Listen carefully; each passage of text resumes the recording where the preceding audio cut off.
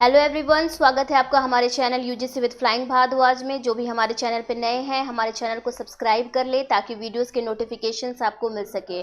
तो पिछले क्लास में मैंने कम्युनिकेशन टॉपिक स्टार्ट किया था, तो चलिए कम्युनिकेशन टॉपिक का आगे का पार्ट हम लोग पढ़ लेते हैं। तो आज हम जो पढ़ेंगे वो पढ़ेंगे what are the communication networks. Communication networks क्या है, फिर हम पढ़ेंगे what are the intercultural communication what is intercultural communication, intercultural communication किसको बोलते हैं। फिर हम पढ़ेंगे what is the characteristics of communication, फिर हम कम्युनिकेशन के कैरेक्टरिस्टिक्स को पढ़ेंगे। फिर हम पढ़ेंगे what are the process of communication, communication का क्या प्रोसेस है वो पढ़ेंगे। फिर हम 7 C's ऑफ कम्युनिकेशन पढ़ेंगे। एट द लास्ट हम पढ़ेंगे what are the barriers of communication. तो चलिए स्टार्ट करते हैं, what are the chains of communication. तो चलिए स्टार्ट करते हैं। तो chains of what are the communication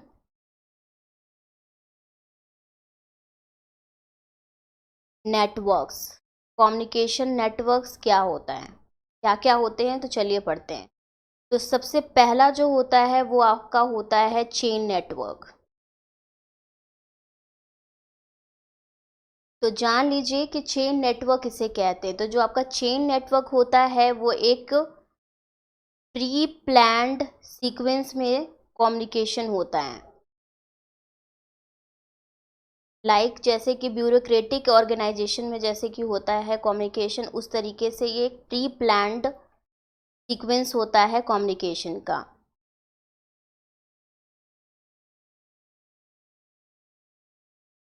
दूसरा जो है वो है आपका फील्ड नेटवर्क।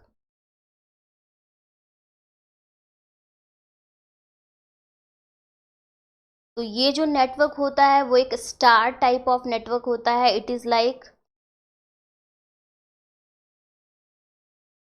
Star network. इसमें जो होता है, जो कम्युनिकेशन होता है, जो इंफॉर्मेशन जो होता है वो फ्लो करता है from central member of the group. तो information flows from the central member of the group in field network. तीसरा जो नेटवर्क है वो है आपका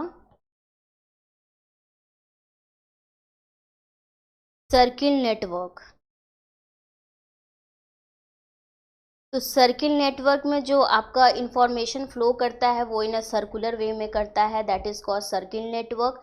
और जो चौथा है वो है आपका ऑल राउंड नेटवर्क। तो जो ऑल राउंड नेटवर्क होता है इसमें कोई फॉर्मल लीडर नहीं होता है, so there is no formal leader.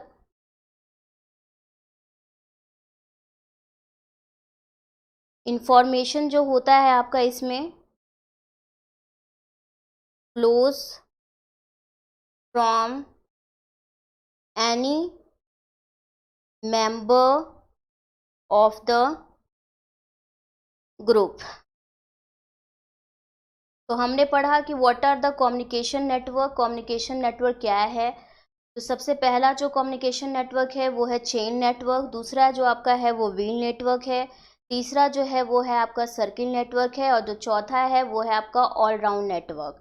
तो चलिए अब हम पढ़ लेते हैं व्हाट इज इंटरकल्चरल कम्युनिकेशन। तो इंटरकल्चरल कम्युनिकेशन किसे कहते हैं।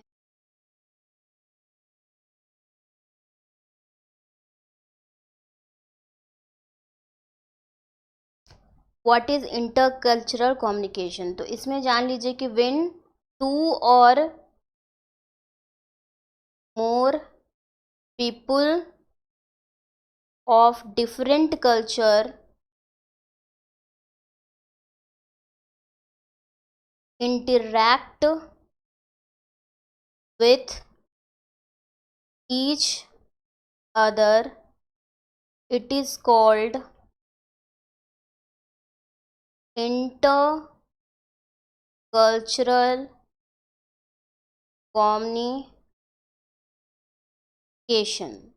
तो जो इंटर कल्चर कम्युनिकेशन होता है उसमें जो होता है कि टू और मोर पीपल, दो और दो से अधिक जो डिफरेंट कल्चर के पीपल हैं वो अब एक दूसरे के साथ इंटरेक्ट करते हैं, तो उसको हम लोग इंटर कल्चरल कम्युनिकेशन कहते हैं।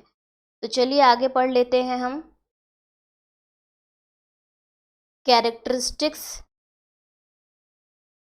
ऑफ कम्युनिकेशन, कम्युनिकेशन के क्या क्या कैरेक्टरिस्टिक्स हैं, तो चलिए पढ़ लेते हैं। तो जो सबसे पहला कैरेक्टरिस्टिक्स है कम्युनिकेशन का वो ये है कि इट इज़ कॉन्टिन्यूस, ये कंटिन्यूस होना चाहिए। दूसरा जो है ये ऑल परवेसिव होना चाहिए, व्यापक होना चाहिए। तीसरा जो होना चाहिए वो टू वे प्रोसेस होना चाहिए। चौथा जो है वो है आपका मीटिंग्स ऑफ माइंड होना चाहिए। तो जो कैरेक्टरिस्टिक्स है ऑफ कम्युनिकेशन वो ये है कि इट इज़ कॉन्टिन्यूस होना चाहिए, ऑल परवेसिव होना चाहिए, टू वे प्रोसेस होना चाहिए और मीटिंग्स ऑफ माइंड होना चाहिए। तो ये कैरेक्टरिस्टिक्स ऑफ कम्युनिकेशन है। तो चलिए हम आगे पढ़ लेते हैं। What is the process of communication, process of communication क्या है।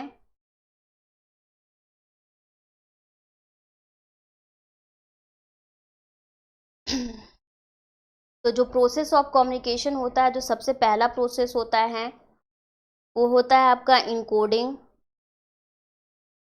जो दूसरा प्रोसेस जो होता है वो होता है आपका ट्रांसमिशन ऑफ मैसेज होता है। और जो तीसरा होता है वो आपका होता है डिकोडिंग। और जो चौथा होता है डिकोडिंग एंड इंटरप्रिटेशन होता है आपका।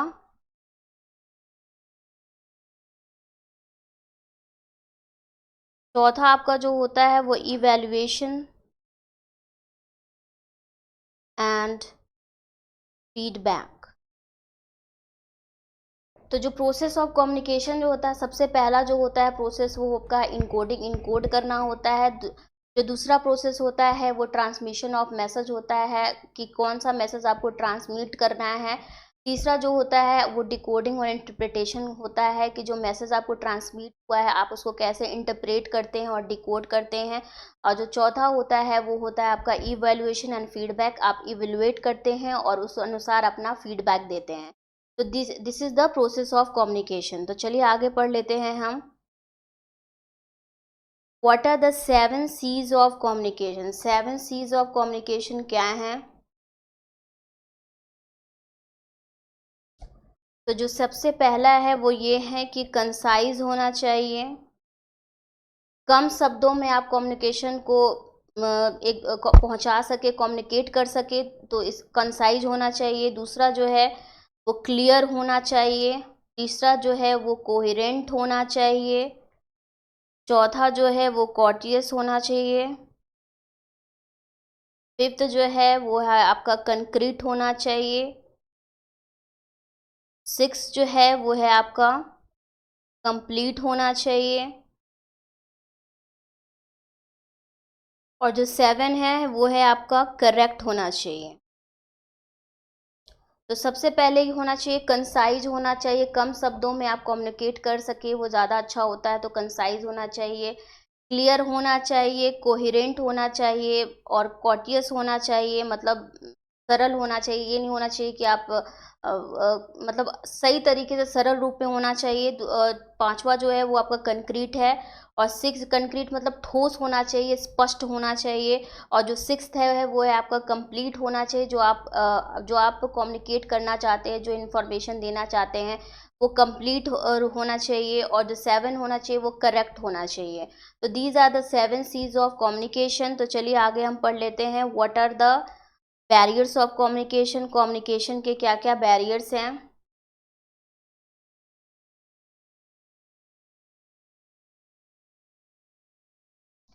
What are the barriers of communication. तो जो सबसे पहला बैरियर है वो है ऑर्गेनाइजेशनल बैरियर है।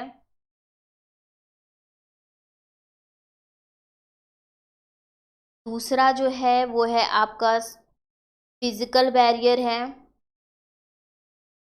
फिजिकल बैरियर्स जो होते हैं वो हो गया जैसे कि जियोग्राफिकल डिस्टेंस हो गया, वो हो गया फिजिकल बैरियर।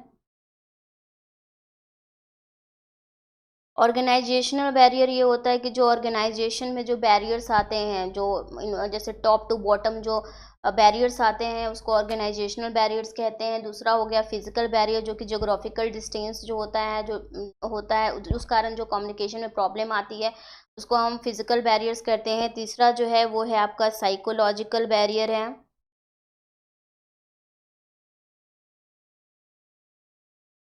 डिफरेंट इमोशंस के कारण जो बैरियर आते हैं कम्युनिकेशन में उसको हम लोग साइकोलॉजिकल बैरियर्स कहते हैं।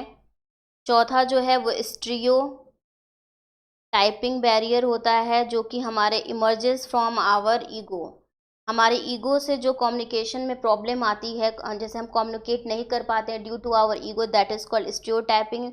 तो stereotyping barrier is emerges from ego.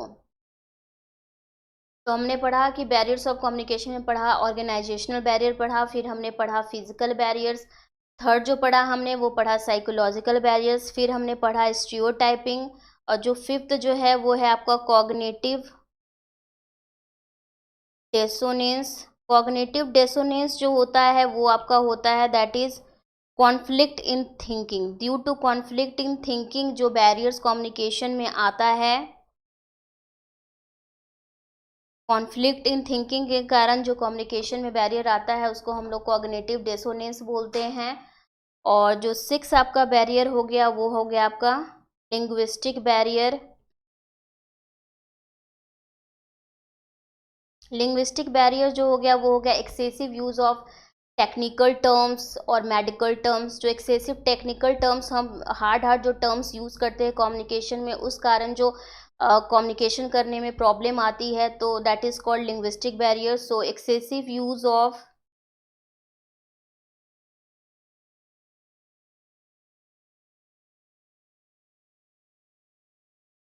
Mechanical terms and medical terms के कारण जो बैरियर आती है उसको हम लोग लिंग्विस्टिक बैरियर्स कहते हैं। सेवन जो है वो है आपका मैकेनिकल बैरियर। सो जान लीजिए कि मैकेनिकल बैरियर क्यों आता है। तो जो मैकेनिकल बैरियर जो आता है वो आपका कल्चरल डिफरेंसेस के कारण आता है। दूसरा इम्पर्सनल रिलेशनशिप के कारण आता है।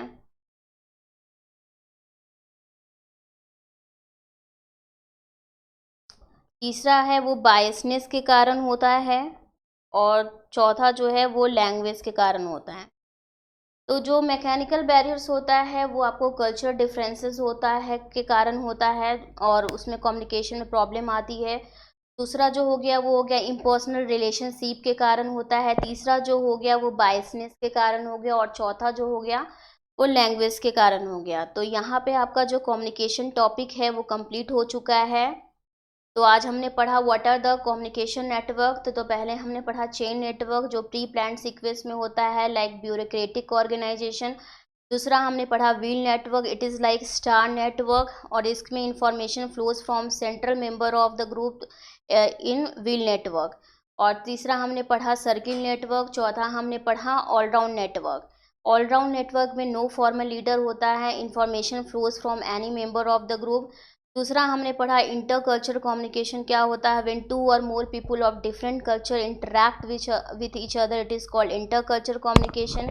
फिर हमने पढ़ा what are the characteristics of communication, जिसमें हमने पढ़ा इट इज़ कॉन्टिन्यूस, एक कॉन्टिन्यूस होता है।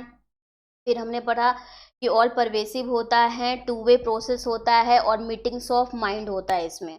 फिर हमने पढ़ा what is the process of communication. तो पहला पढ़ा कि इनकोडिंग होता है, फिर ट्रांसमिशन ऑफ मैसेज होता है, फिर तीसरा जो होता है वो डिकोडिंग एंड इंटरप्रिटेशन होता है और चौथा जो होता है वो आपका इवैल्यूएशन एंड फीडबैक होता है।